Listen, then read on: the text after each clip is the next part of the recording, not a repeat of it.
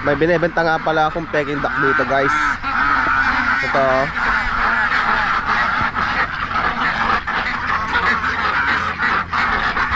Anim na buwan na pala ito mga guys, oh. 6 months na sila. Binebenta ko sila kasi ano, sobrang lakas nilang kumain. Tapos isa pa, hindi ko na rin sila masyadong ano, maasikaso ba. Dami ko na rin kasing trabaho. May mga tarim ako. Tapos sa tindahan, ako din yung namamalengke. Ito nga ano eh, tinamaan ako ng sipon kasi kahapon maghapon kami naglinis dun sa pinaplano kong tamnan ng ano, ng gulay. Siguro siling labuyo ang itatanim natin doon. Naulan ako kahapon maghapon. Kaya ito, sinisipon. Yun, balik tayo dun sa binibenta kong Peking duck. Sa mga may gusto, tawag lang po sa akin. Lalagay ko lang po sa screen yung aking contact number. Pwedeng lahatan, pwede rin tingian, basta hindi lang po bababa sa ano, sa 5 babae, 1 lalaki. Yan, mga Peking duck po natin, for sale na po yung mga yon. Tapos papasyal ko po ngayon kayo dito sa ano, sa mga tanim naming ano, sitaw. Medyo maliliit pa, pero sana mag-init-init na rin dahil alam naman natin mga halos mahigit 1 linggo ng diretso ang ulan. Kaya mga pananim natin talagang ano, kawawa. Naapektuhan ng talaga ng ulan. Hindi pa nga tapos yung ano dito eh, pagbabalag namin eh. Pero check muna natin kung pwede pa yung mga tanim natin sitaw. So siguro pwede pa naman sila. Ayan, pwede pa naman siguro yung mga yan. Ayan o, magaganda pa naman sila eh. Ano,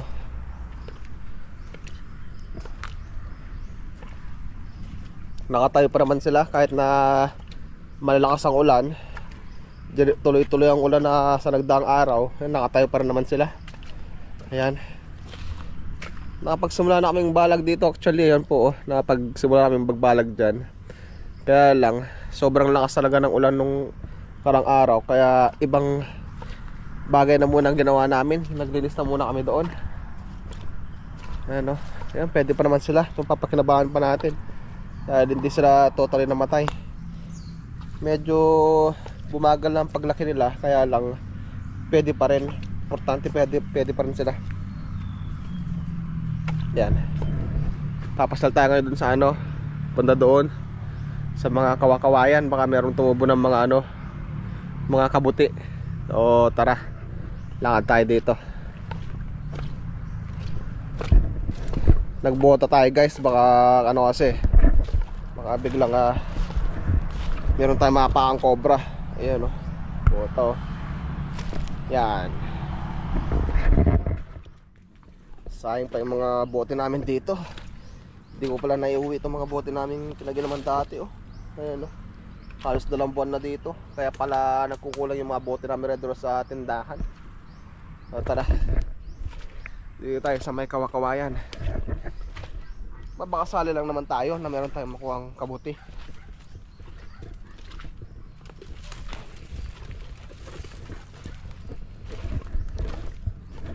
Dito. Ay, hindi naman natin nakakain tong kabuti na to. Hindi kabuti yan. Dito tayo. Tingin tayo dito. Baka meron. Baka sakali lang. Baka merong nahiwalay na mga kabuti.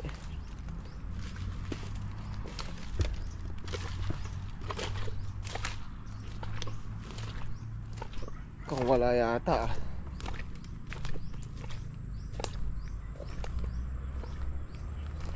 di naman yung kabuti oh. Kaya lang di naman nakakain yung mga yan, diba? Iba naman yan. Kala ko jackpot na. Di naman nakakain yun eh. Wala.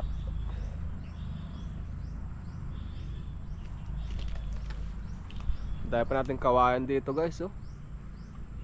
Tapos ang dami pang bagong mga tubo. Ano? Marami oh. Marami pa tayong pwedeng pakinabangan dito. Yan, ang dami pa. Ikot tayo dito. Meron pa tayong matsambangan na dito. Kabuti. Ay, sinisipon talaga.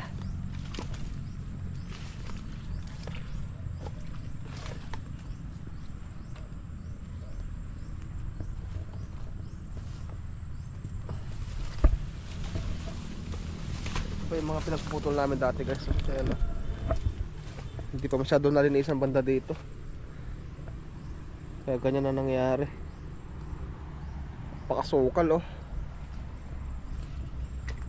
Banda na lang doon tayo. Ikot tayo banda doon. Doon na lang oh. Ikot tayo doon.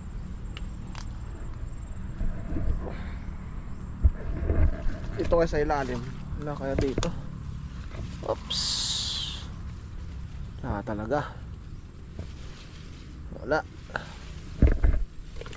Wala dito. Uy. Plus.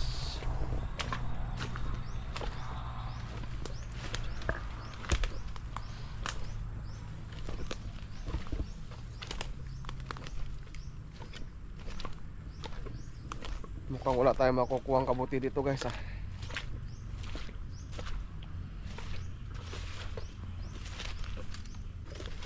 Ganyan talaga.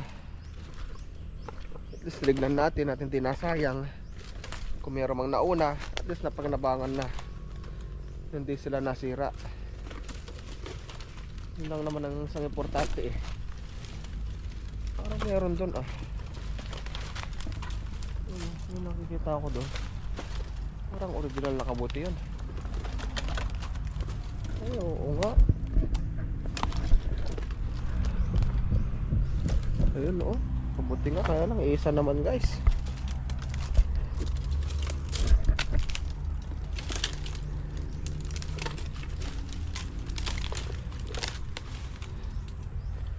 Yun sila guys oh. Oh. Diba? Ito yung isa. Kasi ito yung iba oh. Kakatubuan na sila oh. Oh. Na sila oh. Konti naman. Kung kukuhanin ko na to, ilang piraso lang, mabibitin din. Palalakihin na muna. Balikan ko lang sa susunod na araw. Check natin dito, baka meron pa dito. Oh. Yan na muna kayo. Tapos meron tayong nakita. Dede po.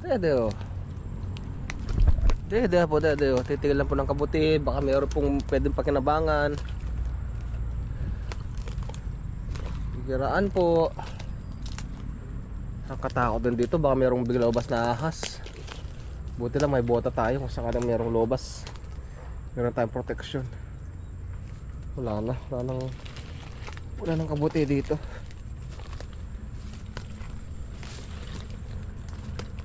Wala guys, walang kabuti. Hindi pa tumubo yung mga kabuti banda dito. O yun lang yung nakita natin kabuti guys. Konti lang, pero at least meron tayong nakita. Balikan na natin sa susunod na araw. Ngayon papakita ko lang yung linisan namin kahapon, yung natrabaho namin. Pwede nang schedule na para bungkalin. Kung araruin ba. Tapos nakapagtanim na rin kami ng dito guys eh. Ang saging, yung galing sa Victoria, ay tanim na namin. Eto na guys, ano? O diba? Kapon lang namin nalinisan to. Kapon din namin itinanim yung mga saging na yan. Ayan o, sana mabuhay sila. Dahil malaki ang bunga ng mga to. Pwedeng gawing negosyo. Yan. Medyo bumaba na rin yung tubig. Kasi kapon napakalalim yan. Tignan nyo yung mga bakas doon, yung pinagdaanan ng tubig. Talagang taas. Yan guys oh. As ito na yung ating pwedeng tamnan ng gulay ngayon. Talagang ano na to, oh, ready na siya. Medyo patutoy lang ng konti natin yung tubig kasi tingnan nyo naman, no, meron pang ano, nagbahay-bahay ng tubig. Pero pataas na doon ng ganyan. Ayan, no, magandang tamnan to dahil hindi lahat ng lugar ganito. Yung iba talagang kahit gusto magtanim babad sila sa tubig, pero tayo pwede na to, oh. Pabungkal lang natin. Ayan, guys, meron naman tayo pwedeng gulayan. Mahal naman din ng ano ngayon, gulay. Yung gulay nga na sili ngayon umabot na daw ng 120 per kilo Tapos yung labuyo umabot na daw ng 250. Ayan, sayang yung mga unang tanim natin doon. Kung hindi sana nasira ng kambing tsaka baka, tumama sana tayo sa presyo. Ito, flex ko na rin mga mangga natin. Ito, tinanim namin to 2018 nung nabubuhay pa yung aking tatay. Ayun pa sila, oh. Yo. Ayun, meron pa banda doon. Yan. Tapos meron pa sa kabila. Ayun, oh, meron pa doon. Yo, meron pa banda doon. Ang ganda ng mga, ang ganda ng doon.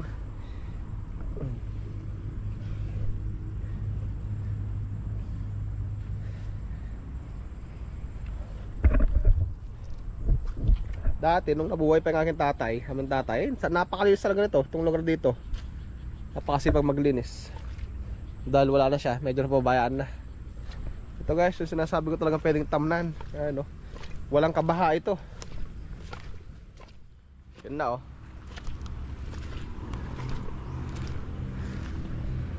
Meron pa madalang-dalang na mga medyo matigas na kahoy, pero madali lang ano yun yan. Tanggalin pagkandyan na yung araro. Eto, iiwasan na lang ito, itong puno ng kamatsili. Dahil maugat ito.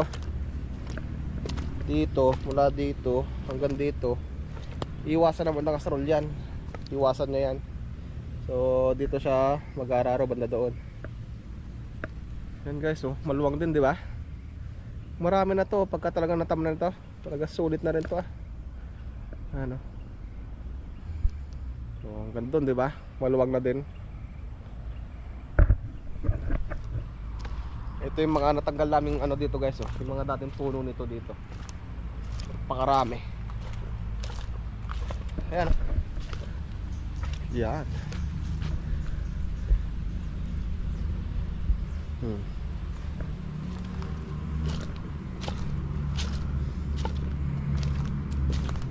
Naka-ready na rin pala yung pambalag natin dito ng sitaw. Pakarami, oh.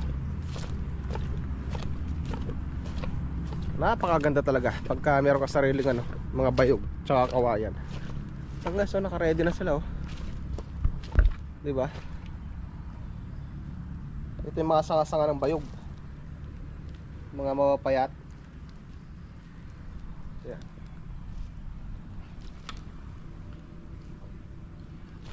Yan. Kawawa talaga yung mga tanim natin. Talagang napahirapan sila. Tingnan nyo naman, oh. Pero makakabawi pa yan basta sunod-sunod lang tong mga paglabas ng araw sa susunod na araw. Yun, oh.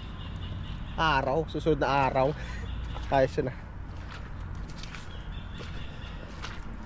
Ito medyo nasa kasi ito, nasa ilalim ng puno. Ayan, oh. Nakatapat pa siya sa ilalim ng puno kaya malakas yung bagsak ng tubig dito. Pero mga banda dito na, yung medyo malayo na sa puno, magaganda pa sila. Yan. May pag-asa pa silang may pag-asa pa talaga lumaki.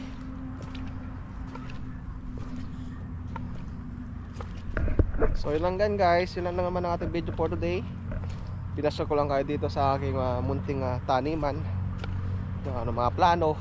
Ayan, pati na yung peking duck. Kung sino may gusto, tumawag lang sa akin, lalagay ko dyan sa screen aking number. Kaya sa Facebook ko, makikita nyo rin doon.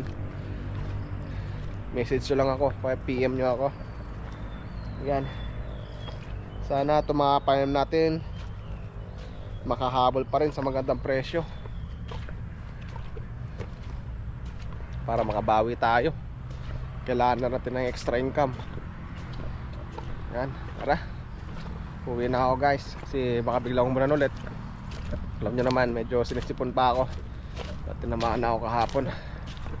So maraming salamat pa sa panood. Ayan, mag-iit kayo lagi. Sa mga bagong panood pa lang sa akin sa akin channel, yan, huwag po kayo mahiyang mag-subscribe para lagi po kayong updated sa lahat nating video ng i-upload. Yan, happy farming po sa atin sa lahat. Yan, kahit na sa mga katulad kong galing abroad, sa mga gusto mag-farming, yan, tsaga-tsaga lang. Pinili natin mag-farming. Siyempre, simpleng buhay nga, di ba? Sa abroad may pera, kaya lang malayo sa pamilya. Mas masarap pa rin simpleng buhay. Nakasama ang pamilya, kahit medyo pagod, masarap pa rin sa pakiramdam na araw-araw mong nakakasama yung pamilya. So yun, ingat lagi bro. God bless, bye bye. Salamat sa panood, bye bye.